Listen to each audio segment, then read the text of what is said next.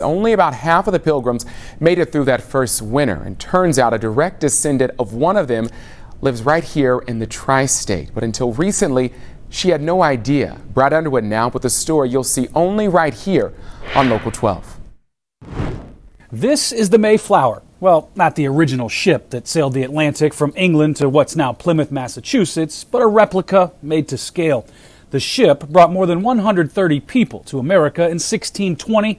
One of them, John Howland. He would be her 8th great-grandfather. The her Amy Walts speaks of is her soon-to-be 98-year-old grandmother, Kay Matson. Matson lives at the Chesterwood Village in Westchester and recently became an official member of the General Society of Mayflower Descendants. It was a very special time, I think, just for her to receive that, but then to have family she had not seen, quite frankly, in a long time. Because of COVID-19, the ceremony happened online. Family members from 5 different states got to see it. To see the grin on her face in the midst of all that was worth every minute.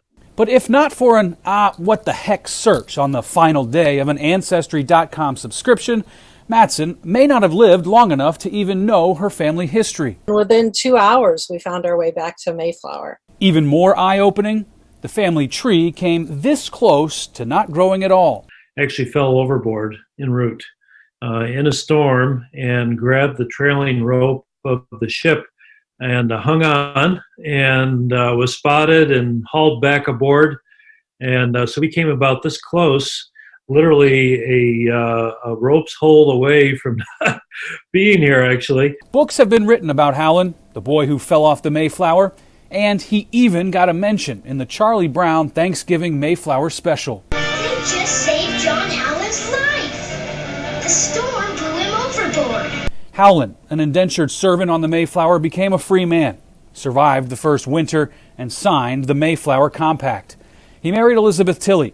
They had 10 children and 88 grandchildren before his death in 1673. Everybody's family has this stuff. It's just a question of doing the homework, doing the research. All that work, worth it to see Matson smiling at the end of this journey. Brad Underwood, Local 12 News. And get this, more than 2 million Americans are in some way related to Howland. Among them, Ralph Waldo Emerson, Humphrey Bogart, Chevy Chase,